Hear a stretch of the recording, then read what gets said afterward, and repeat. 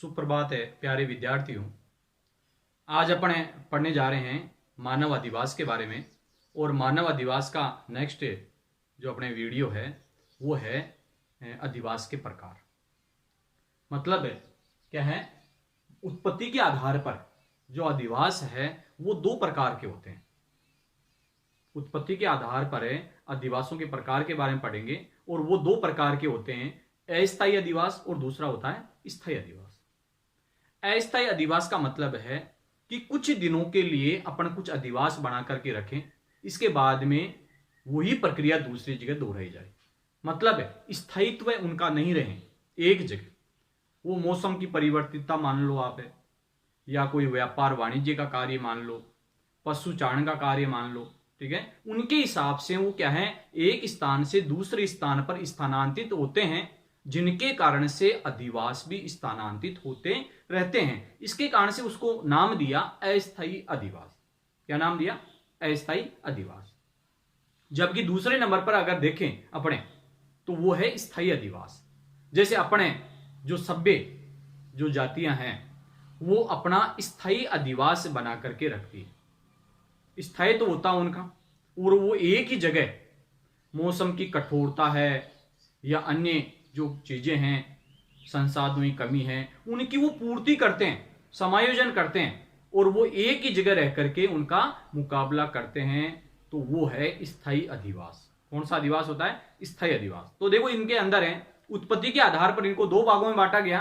पहला अपने अस्थायी जो अधिवास हैं, उनके अंदर पूरे विश्व में कई प्रकार की ऐसी जनजातियां हैं जो वास्तविकता के अंदर अस्थायी अधिवास बना करके रखती है। जैसे अपने भारत की अगर बात करें तो जैसे गुज्जर है, बकरवाल है, भूटिया है, ये जो लोग हैं, या कुछ भील जनजाति के लोग हैं, ठीक है, वो अपने कृषक जो जातियां हैं उनमें झूमिंग कृषि करते हैं, तो वो भी स्थान बदल बदल कर कृषि करते हैं, वैसे ही अधिवासों का निर्माण वो करते हैं। लेकिन जैसे गुज्जर है, भूटिया है, बकरवाल जनजाति के लोग हैं, वो अपने पशुओं को चराने के लिए ग्रीष्म ऋतु में पहाड़ी क्षेत्रों की ओर, हिमालय की ओर प्रस्थान कर जाते हैं। तो वहां पर तंबू वगैरह तान करके क्या है, अपना अधिवास बना लेते हैं। लेकिन जैसे ही सर्दियां प्रारंभ होती है तो वो वापस क्या है, दक्षिण की ओर वापस आने लग जाते हैं, मैदानी क्षेत्रों की ओर प्रवेश कर जाते हैं। और वहां पर भी ये इस प्रकार से, मतलब ऋतु के अनुसार वो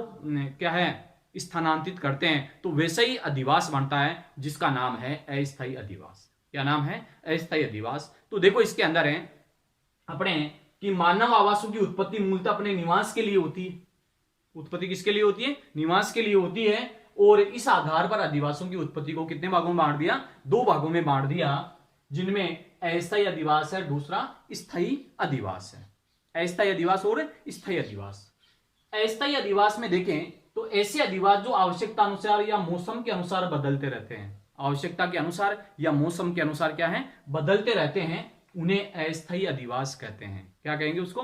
अस्थायी अधिवास के नाम से उसको जाना जाता है।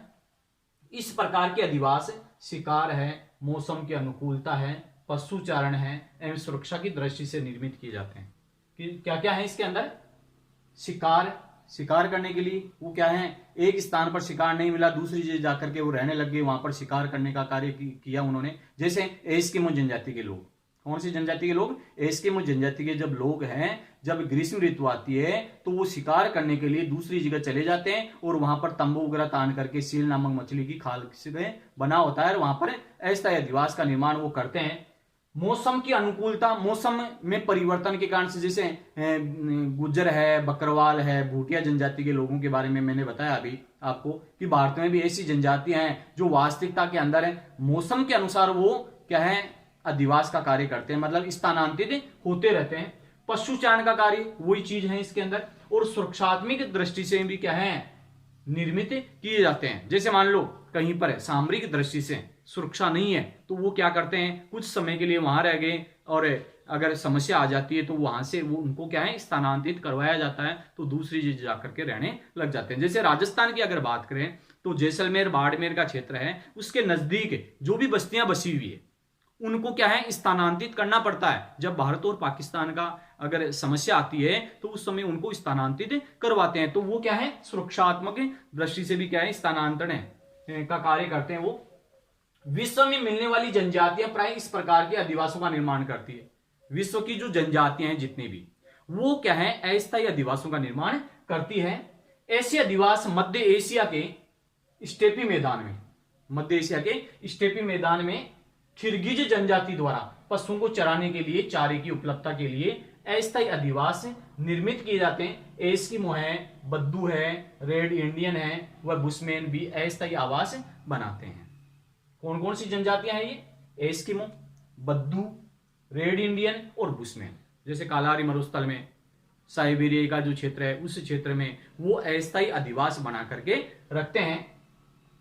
राजस्थान के मारवाड़ प्रदेश की रेबारी जनजाति, अपने यहां पर राजस्थान में रेबारी जो जनजाति है, वो गायरी जाति जो गाने बजाने का कार्य करते हैं, बंजारे जो पशुपालन का कार्य करते हैं, ये हेतु मूल स्थान को छोड़ करके प्रवास के दौरान अस्थायी आवास बनाते हैं। कौन कौन सी जनजातियां? राजस्थान के मारवाड़ प्रदेश, जैसे जोधपुर वाला क्षेत्र है, पाली वाला क्षेत्र है, ठीक है ना, ये मारवाड़ प्रदेश है। उस क्षेत्र में रेबारी जनजाति है, गायरी जनजाति है और बंजारे हैं। ये पशुचारण हेतु मूल स्थान को छोड़ करके प्रवास के दौरान क्या है, अस्थायी आवास बनाते हैं।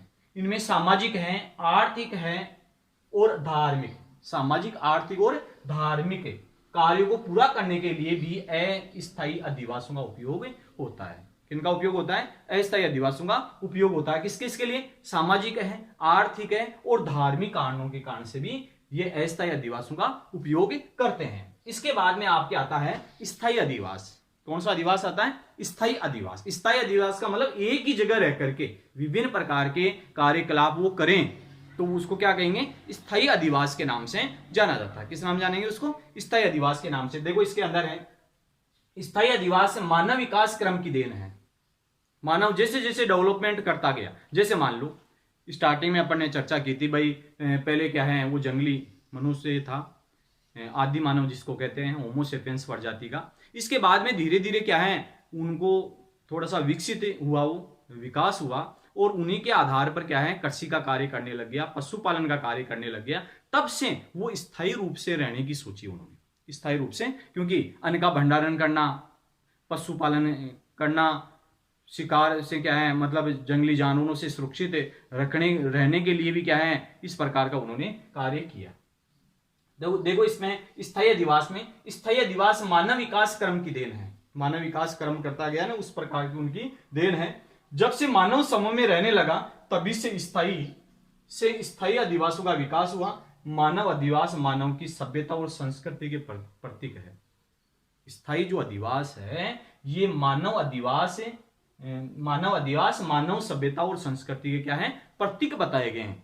उसी के आधार पर वो स्थायी रूप से रहने लगे।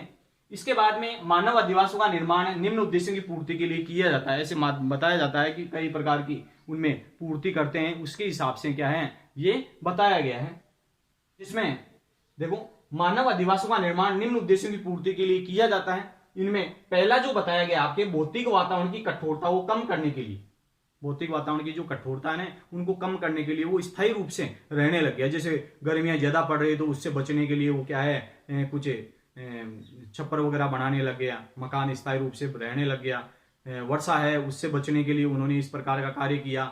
ज्यादातर शीत जो ऋतु है वो कठोरता के कारण से वो एक जगह रहने लग गया, ठीक है ना। तो भौतिक वातावरण की कठोरता को कम करने के लिए तथा मौसमी परिस्थिति से क्या है, सुरक्षा के लिए उन्होंने इस प्रकार का ये कार्य किया। इसके बाद में देखें खाद्य व उपयोगी सामग्री के भंडारण को, दूसरे नंबर पर अगर देखें तो वो खाद्य व उपयोगी सामग्री के भंडारण के लिए भी ऐसा उन्होंने कार्य किया कि भाई अनाज सुरक्षित स्थान पर रहे, इसके लिए क्या है वो स्थायी रूप से रहने लग गया। तीसरे नंबर पर देखें तो जंगली जानवरों पशुओं से सुरक्षा के लिए, क्योंकि जंगली जानवर थे वो क्या है मार करके खा जाते थे, इसके सुरक्षा के लिए या बचाव के लिए क्या है उन्होंने स्थायी आवास अपनाया। चौथे नंबर पर देखें तो सामाजिक, सांस्कृतिक, धार्मिक, आर्थिक व शैक्षिक कार्यों के लिए भी वो क्या है स्थायी रूप से निवास करने लग गया मनुष्य। और पांचवें नंबर का आता है पारिवारिक व विलासितापूर्ण जीवन जीने के लिए भी इस प्रकार का ये कार्य किया।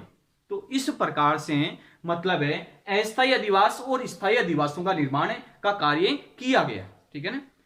अच्छी तरीके से आपको दोनों जो डेफिनेशन है वो अच्छी तरीके से याद करनी है। इसके अलावा जो नेक्स्ट टॉपिक अपन पढ़ेंगे वो नेक्स्ट वीडियो में।